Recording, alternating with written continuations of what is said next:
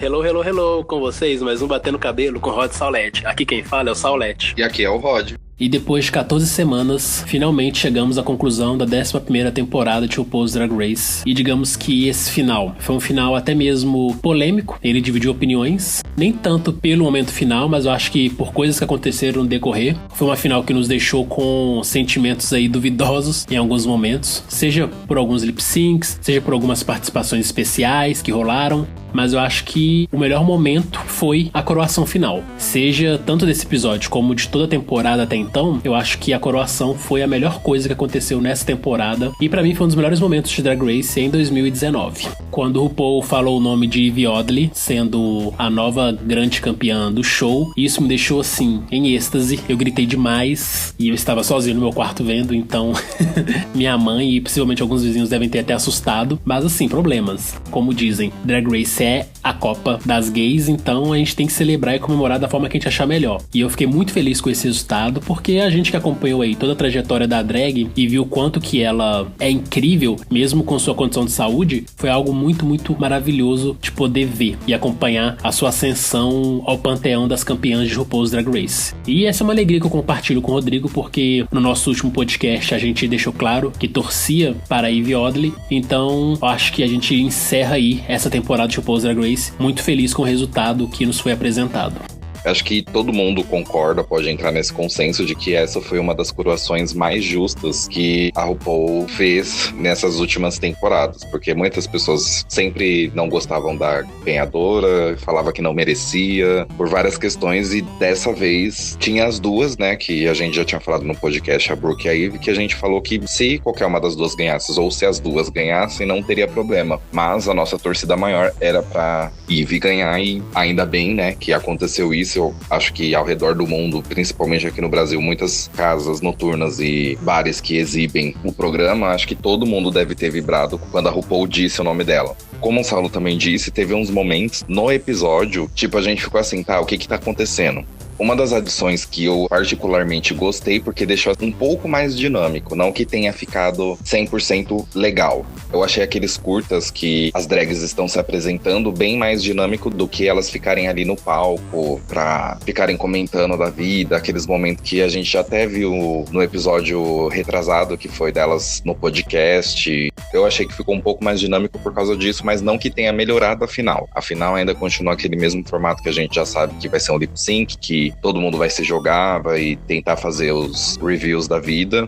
O final, pelo menos, compensou, tipo, 100% do episódio, que era o que todo mundo tava querendo saber, e era o que 90% das pessoas queriam que acontecesse, e foi o que aconteceu. Eu curti bastante essa nova adição para a grande final, que são os mini vídeos em que as drags apresentam um pouco da trajetória delas no show e falam um pouco da arte delas. Eu acho que isso trouxe realmente um dinamismo que era necessário para a grande final. Esse formato em que a RuPaul senta e conversa com as drags sobre a vida delas já estava cansativo, porque basicamente o que as drags conversavam com o RuPaul era algum assunto que elas exploraram no decorrer da temporada em algum momento. Então nessa final a RuPaul chegar pra Yvie, por exemplo, e falar da doença dela, seria completamente desnecessário, porque a gente ouviu a Yvie falar da doença dela em vários momentos, então ficaria algo repetitivo e cansativo. Então eles colocarem esse vídeo das drags falando de si e da sua arte drag, e também um pouco da passagem delas pelo programa, eu acho que trouxe um dinamismo, uma interação maior. E aí quando as drags chegam ao palco e apenas trocam algumas palavras com o RuPaul e falam dos seus familiares que estão presentes, algo muito melhor, porque realmente é aquela coisa assim, bem, vocês já sabem quem eu sou, então só apresento pra vocês agora minha família que está aí torcendo por mim e me desejem sorte para o lip sync pela coroa. Então nesse sentido eu achei que foi uma adição muito boa. Agora teve outras coisas na final, por exemplo, que eu senti falta, que foi as drags eliminadas no palco, enquanto a RuPaul interagia com as queens do top 4, seria legal ver as drags ali no palco interagindo com elas de alguma forma, e isso não teve. Dessa vez as drags ficaram todas na plateia, assistindo junto com o grande público os acontecimentos, e aí eu senti falta de ver essas drags que fazem parte da história e que ajudaram o top 4 a chegar ali. Eu senti falta delas porque elas ficaram bem coadjuvantes nessa final. Fora que o clássico quadro de perguntas e respostas que sempre tem na final, dessa vez foi completamente limado. A gente não teve nem o público e nem as drags fazendo perguntas para as rainhas da 11ª temporada. E aí algumas curiosidades que a gente poderia ver nessa grande final não rolou. Mas fora isso, eu acho que essas novas adições foram muito bem-vindas. E tomara que para as próximas temporadas eles trabalhem melhor esse vídeo final e a interação das drags com a RuPaul. Porque eu acho que a interação também ficou uma coisa muito corrida, parecendo que as drags não tinham mais tempo, né, de estar ali conversando com a RuPaul. Era só dar um beijo pra família e tchau. Eu acho que essas interações foi mais em questão, acho que de orçamento, né? Porque foi uma coisa muito corriqueira. Eu também senti um pouco dessa falta de perguntas e respostas. Eu espero que eles lancem um bônus no YouTube ou no Twitter mesmo, com algumas perguntas separadas, para ver se ainda vão continuar com esse quadro. Uma outra parte, que foi a parte da Miss Vendi, que eu acho que, assim, roubou a cena do top 4 que tava ali. A gente sabe que a Vendi, quando ela bota alguma coisa na cabeça para ela fazer, ou quando eles passam um quadro de improvisação pra ela se sai muito bem, porque ela tem essa personalidade toda escrachada, doida e descolada. E foi muito legal ter visto ela na rua, puxando as pessoas, perguntando se conheciam ela, a torcida se ia pra ela ou não. E eu acho que, assim, a Silk entrou pedindo um programa, mas eu acho que quem acabou saindo dali com um programa já garantido foi a Miss Vendi, porque não tem como negar um programa de TV, ou um programa mesmo igual o da Trix e da Kátia, mas com ela na rua, entrevistando ou chamando as pessoas de lado pra participar de alguma brincadeira. Eu espero que eles invistam essa ideia nela, e eu também espero que ela, sim, tenha um pouco de tempo, porque a gente sabe, tem muitas drags que não tem tempo por estarem sempre viajando ou trabalhando em outros países, cidades, o que acaba não dando pra fazer isso, mas eu ainda espero que ela tenha uma websérie, alguma coisa envolvendo ela na VH1, no Wow Plus, em qualquer plataforma pra gente ver mais dessa personalidade dela, porque mesmo ela sendo um pouco chata, às vezes, nessas conversas, elas acabam passando mais diversão do que chatice. Eu acho que nesse caso, o que vale pra Miss Vendi é a velha máxima de Drag Race que a gente aprendeu com a Tatiana lá no All Stars 2. Choices. A Miss Vendi vai ter que fazer uma escolha. Se em algum momento aparecerem pra ela uma proposta bacana de um programa de TV ou alguma websérie, basta que ela faça a escolha que acha melhor pra sua carreira. E a Miss Vendi provou mais uma vez que ela é uma grande personalidade que tem capacidade de comandar um programa e fazer graça com pessoas comuns do dia a dia, não apenas nas interações com outras drag queens. E pelo que a gente viu nessa grande final, a Miss Vendi consegue se sair melhor interagindo com pessoas comuns do que até mesmo com drag queens, porque a hora que ela está interagindo com o RuPaul, dá pra perceber que ela se sente um pouco intimidada e grita além da conta e que acaba irritando um pouquinho. E aí, com pessoas comuns que às vezes não a conhece ou que conhece, mas que mantém uma certa distância devido ao respeito, né, e especialmente por estar na presença de um ídolo, talvez, então as pessoas ao interagirem com a Miss Vendi acabam deixando que a Miss Vendi brilhe mais e mostre mais essa personalidade dela que a gente gosta tanto. Se esse programa aparecer na vida dela,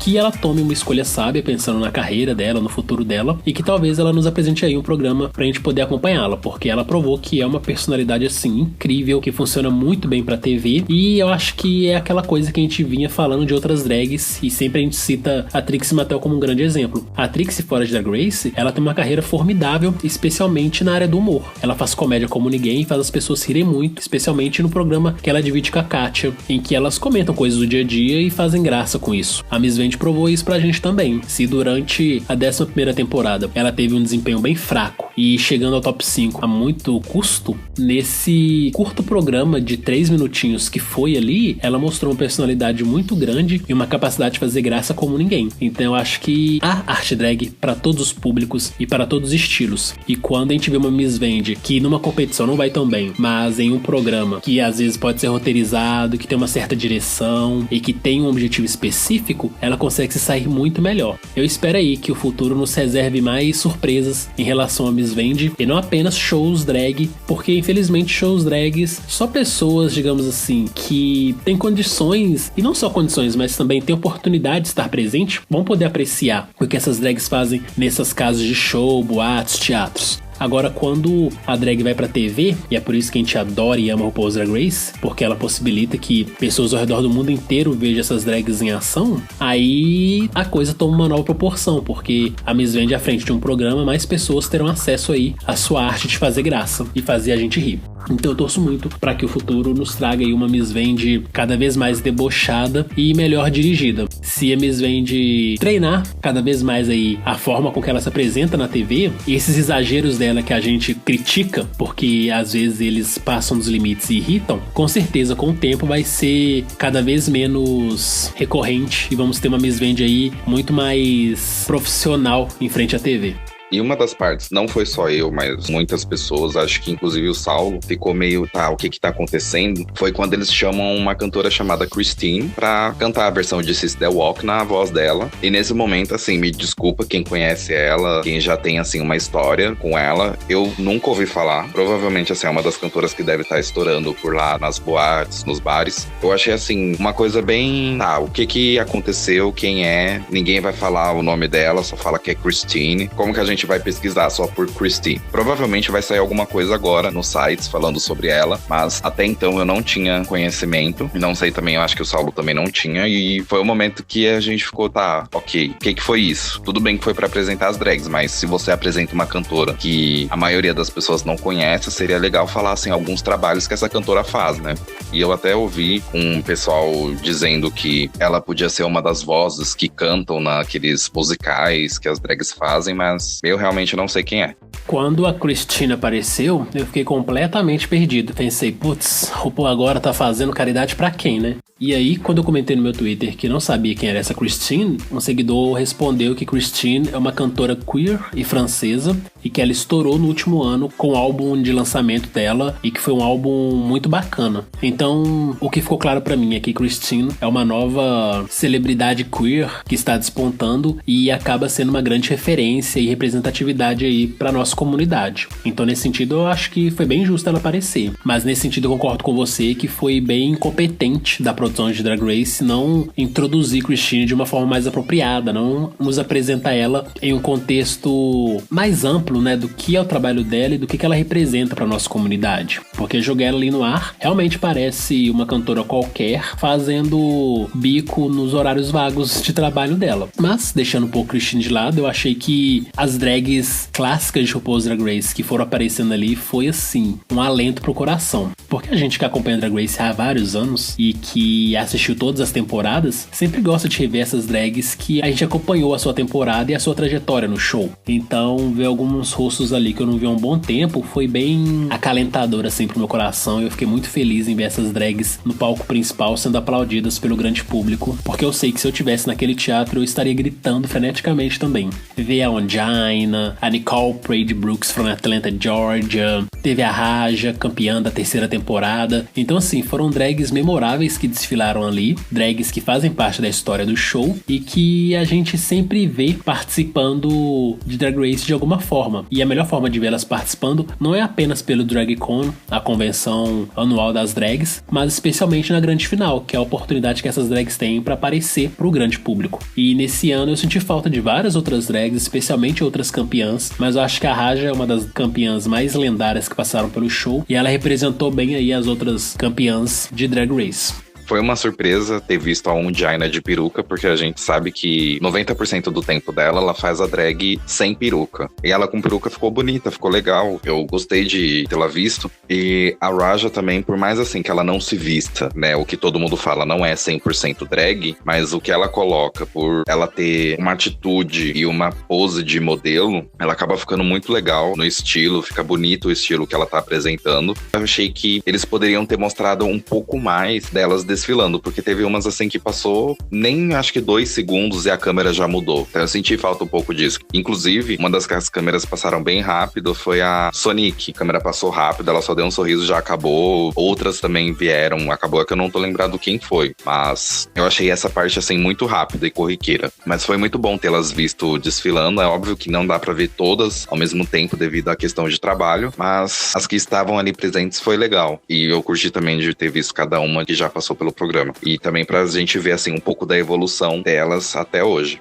E outro momento grandioso pra mim desse episódio foi quando a RuPaul contou um pouco da história da luta LGBT. Falou sobre a Revolução de Stonewall, que foi em 1969, quando um grupo de pessoas LGBTs, especialmente mulheres trans, homens negros e latinos e drags nesse meio também, se revoltaram com a truculência policial da época, em que as autoridades sempre batiam em um bar chamado Stonewall, que era considerado um reduto de pessoas delinquentes. E essas pessoas eram eram quem? Além de moradores de ruas, tinham muitos LGBTs lá, porque em 1969 era proibido você ser LGBT. Então a perseguição social e das autoridades era muito grande. E aí, cansados de serem agredidos pela polícia e presos injustamente só por serem quem eram, e aí na noite de 28 de junho, cansados de sofrerem com a violência policial, os LGBTs resolveram se rebelar contra as autoridades e não aceitaram ser presos mais uma vez, não aceitaram ser agredidos e revidaram os ataques que vinham sofrendo. E aí eles avançaram contra a polícia e se protegeram, e foi o primeiro levante LGBT no mundo que se tem registro em que as pessoas LGBT se rebelaram contra a violência social contra eles. E aí que nasceu o movimento LGBT no mundo, lá em Nova York, em 1969. E esse ano completam 50 anos desse grande acontecimento aí que mudou a história dos LGBTs ao redor do mundo. Então acho que foi muito importante a RuPaul fazer esse lembrete e celebrar tal acontecimento em Drag Race. A gente sempre comenta aqui que drag é política, e quando o RuPaul mais uma vez traz esse tema da política pro show, prova que a gente não tá errado em falar de política. Pelo contrário, a gente tem que falar cada vez mais e nos envolvermos cada vez mais com a vida política. E aí, de uma forma bem fluida, RuPaul ainda trouxe essa luta pros dias de hoje, falando sobre a intolerância dos políticos que estão no poder, tentando dificultar a vida das pessoas de LGBTs, e reforçando que direitos LGBTs não são privilégios. Direitos LGBTs são direitos da humanidade. Então, quando a gente fala de direitos LGBTs, estamos falando de direitos humanos. Então, achei que foi uma homenagem muito bacana à Revolução de Stonewall, fazendo uma ligação direta com o que a gente vive atualmente e sobre a nossa luta constante por uma vida digna. E, nesse caso, só tenho que bater palmas por RuPaul, mais uma vez, usar a sua plataforma para conscientizar o seu grande público de como é importante a gente continuar lutando por uma vida mais digna. Porque essa luta não é só pra gente, mas ela é especialmente para aqueles que virão.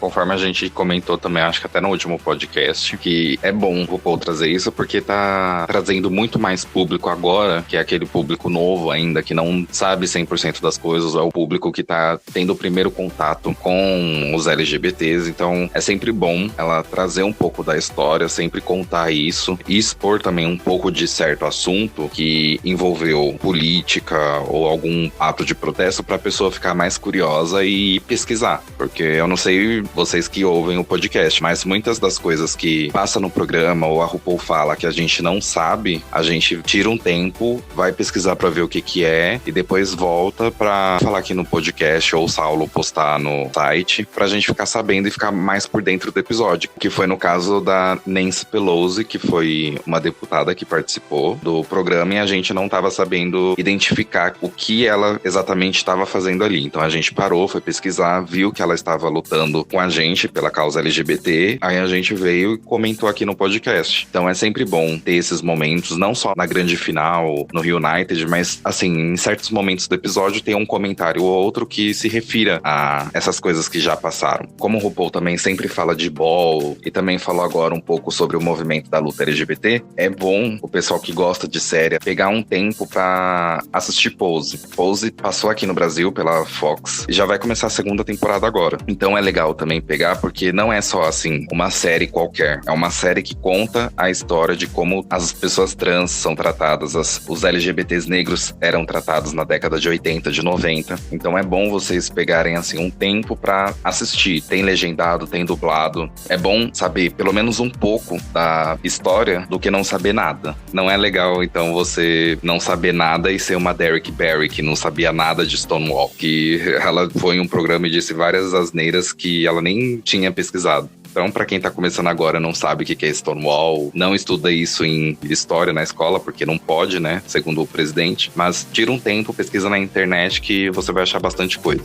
Até mesmo no meu site eu fiz um especial. Óbvio que não é algo com profundidade, porque com profundidade a gente realmente precisa fazer umas pesquisas bem mais específicas, mas eu conto um pouco sobre a Revolução de Stonewall e é algo bem bacana de aprender. Eu não acho que as pessoas sejam obrigadas a saber tudo. Inclusive, cada um corre atrás daquilo que bem entende, daquilo que interessa. Mas eu acho que a nossa história enquanto comunidade LGBT vale a pena ser estudada, porque se a gente não for correr atrás da nossa história, quem vai? Esperar que os conservadores saibam da nossa história e a defendam da forma que a gente defende, com orgulho, é esperar o impossível, porque cada um vai defender aquilo que tem interesse, aquilo que lhe cabe. E eu acredito que cabe a nós, LGBTs, protegermos e divulgarmos a nossa própria história. Não só Stonewall representa a nossa história, mas também representa o nascimento do movimento LGBT ao redor do mundo inteiro, porque cada país vai ter as suas especificidades e vai ter as suas próprias histórias que em determinado momento vai fazer com que o movimento LGBT ganhe mais forças nesses determinados países. No Brasil mesmo, o movimento LGBT teve um equivalente ao Stonewall, que aconteceu alguns anos depois, já na década de 70, e eu postei também, se eu não me engano, no meu site, mas agora eu não vou lembrar exatamente os detalhes acerca do local, mas é algo bem similar com o que rolou em Stonewall, que aqui no Brasil, se eu não me engano, em São Paulo, também tinha uma região boêmia em que muitos LGBTs frequentavam, e lá eles sempre também recebiam batidas e perseguições policiais, até que os LGBTs que frequentavam essa região boêmia cansaram da perseguição policial e foram às ruas com panfletos, cartazes, exigir respeito, exigir uma vida mais digna. E aí, assim, também o movimento LGBT no Brasil começou a ter um destaque cada vez maior, com pessoas LGBTs, pessoas trans, pobres, negras, se defendendo contra a truculência policial, contra a marginalização social. E a gente percebe algo muito incomum, seja no Brasil, seja nos Estados Unidos, que é a presença de pessoas pobres, latinas, negras, trans, nesses movimentos. E é por isso que a gente fala que a gente tem que sempre celebrar e proteger as manas afeminadas, proteger as manas trans, proteger as pessoas negras, latinas do movimento, porque eles que estão ali na linha de frente, levando os primeiros tiros, sendo os primeiros a serem apreendidos. Então, para que depois essas pessoas LGBTs, no alto de seus privilégios de riqueza ou então da branquitude, usem suas plataformas, seja rede social, seja algum meio de comunicação, para poder falar contra a comunidade LGBT, falando que pessoas afeminadas não merecem tanto respeito como esses homens heteronormativos, isso é algo assim absurdo, porque quem tá ali lutando de verdade para que a gente tenha direitos e uma vida digna são as pessoas afeminadas, são as pessoas trans, são os pobres e latinos e negros. É importante que a gente também proteja esses membros da nossa comunidade que são mais vulneráveis, porque eles que no fim das contas estão ali dando cara a tapas para fazer com que essas pessoas que hoje aí pagam de bons cidadãos, eu sou gay mas eu me dou ao respeito, esse discurso podre,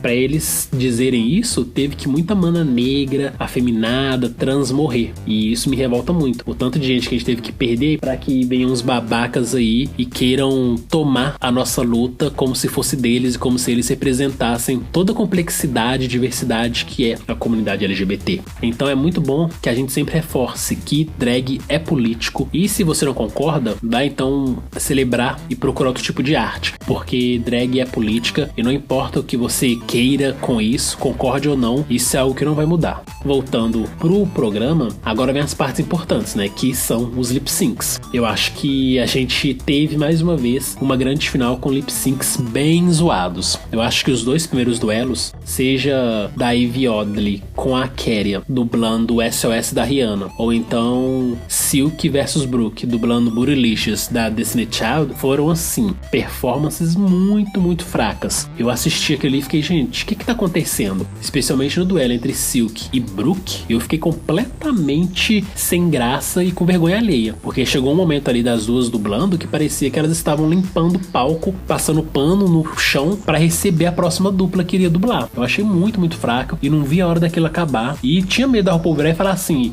garotos, infelizmente ninguém fez o requisito e agora é double sachê, bye, porque foi algo assim muito tenebroso. Brooke, quando dublou na temporada normalmente, fez dublagens maravilhosas, mas nessa final não sei o que aconteceu, parece que houve um apagão, e tirando os looks que ela tava usando, que eram looks bonitos, a performance por si só não foi lá tão boa quanto a gente esperava dela, que recebeu o título de Lip Sync Assassin. Eu acho que o desempenho dela ficou muito aquém do que a gente gostaria de ter visto, mas é o jogo e nem todo dia as pessoas estão tão bem para poder mostrar o seu melhor. Eu acho que nesses lip syncs está faltando mais originalidade, digamos assim, porque desde a Sasha Velour fazendo aquele review das rosas e tudo, o pessoal sempre tentam puxar algo para uma performance uau, nossa, isso daí foi muito bom, foi muito bem elaborado. E às vezes você faz uma performance tão ok num lip sync normal de eliminação do programa que sai até melhor do que no lip sync final. O primeiro lip sync eu também não gostei, foi praticamente os lip sync da final da 10ª temporada, foi mais uma passação de de pano de chão pra próxima dupla subir ao palco e dublar melhor, ou tentar fazer algo melhor.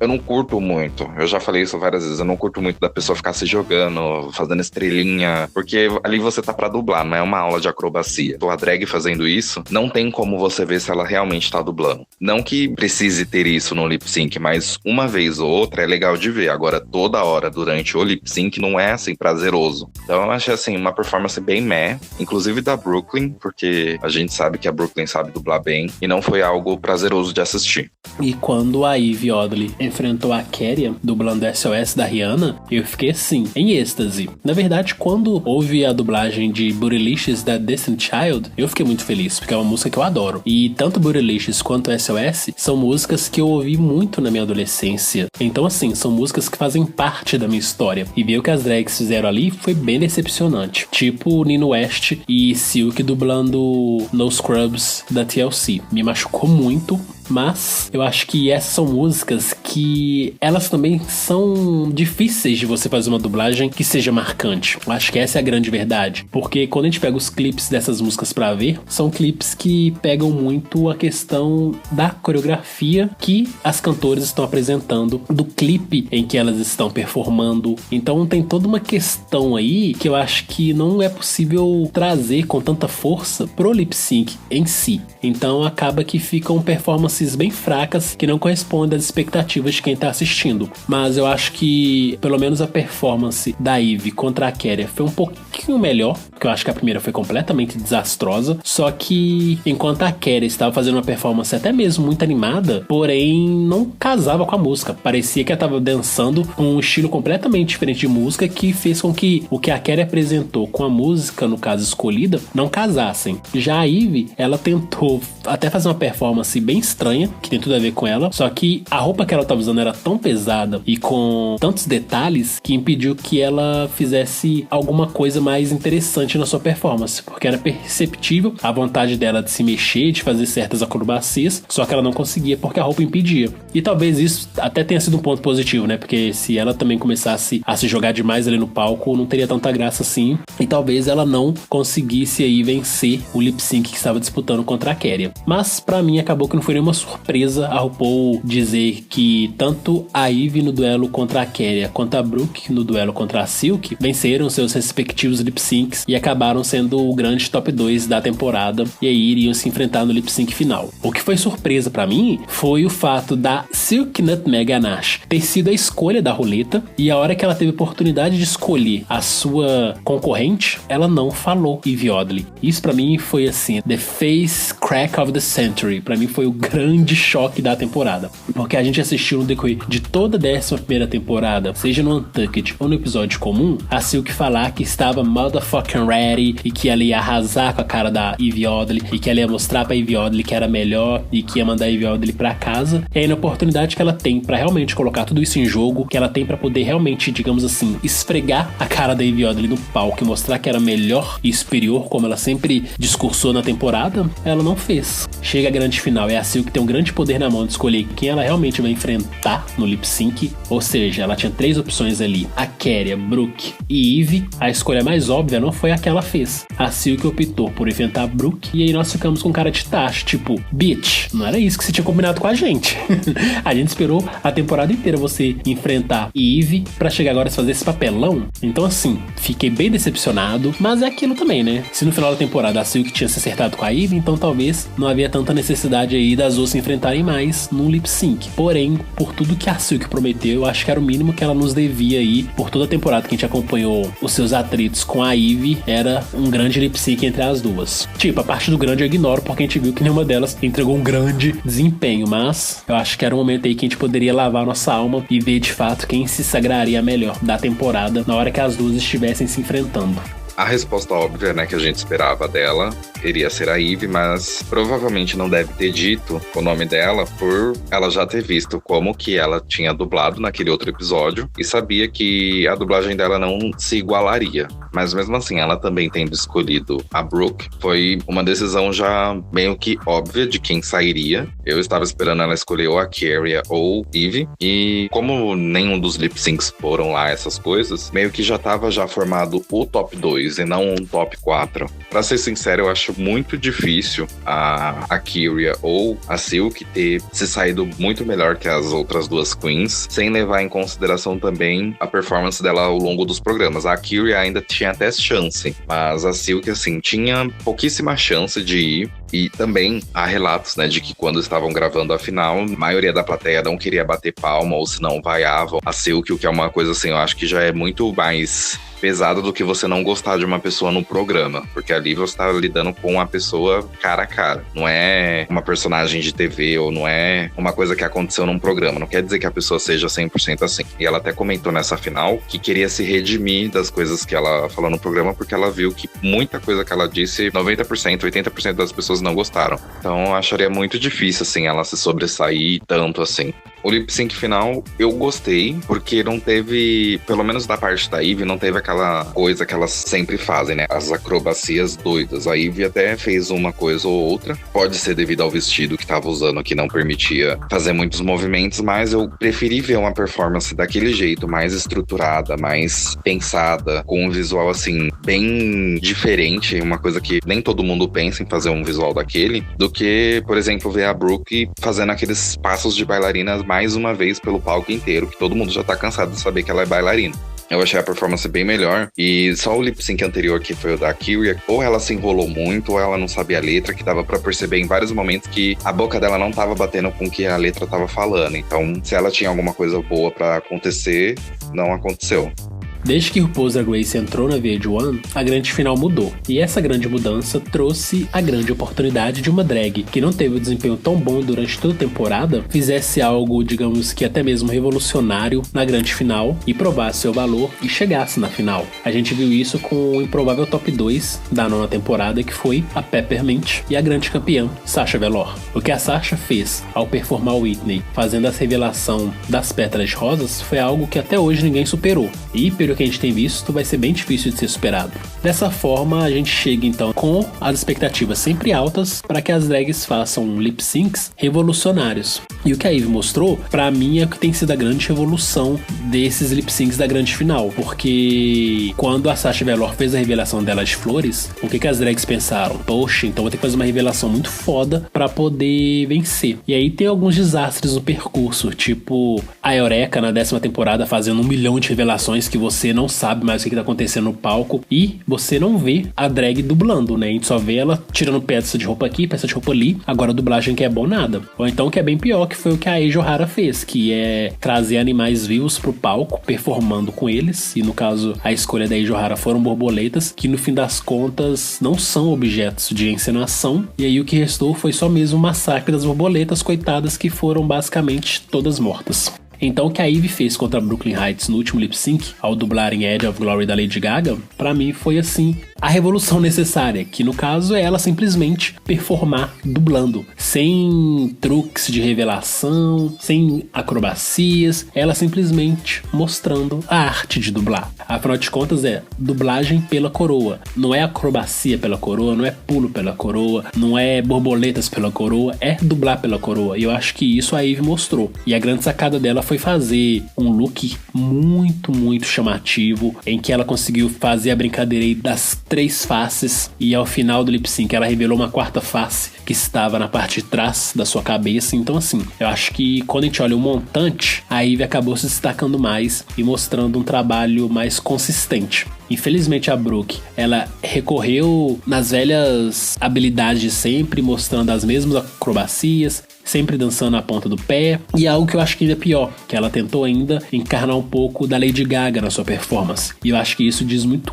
contra o trabalho dela, porque você está com a última oportunidade nas mãos de mostrar para o RuPaul porque você é melhor, porque você merece a coroa. Então a gente tem que sempre lembrar aí do Kant, né? As 4 características fundamentais para uma drag ser considerada Next Drag Superstar. Carisma seria o C, uniqueness, a originalidade, seria o U. O N, que é o nerve, seria a coragem. E por fim a gente tem aí o talento, que seria o T. E aí, infelizmente, a Brooke, ela pecou na hora de mostrar a sua uniqueness, né? A sua originalidade. E quando ela mostra mais Lady Gaga do que a arte dela, isso então compromete o seu desempenho. E eu acho que por isso ela acabou perdendo a grande oportunidade aí de sair como a grande vitoriosa da temporada. Porque pelo menos desempenho a Brooke tinha na mão. Ela teve o melhor desempenho da temporada, a única drag a ter 3 vitórias, então ela tinha tudo pra levar. Mas aí chega na final, infelizmente, ela não entregou um desempenho tão bom quanto o da Ivy, e a Ivy, por ter sido melhor, acabou levando a coroa. E eu fiquei muito feliz, porque a gente acompanhou a trajetória da Ivy e a gente sentiu, desde o momento em que ela entrou ali, que ela é uma drag muito inovadora,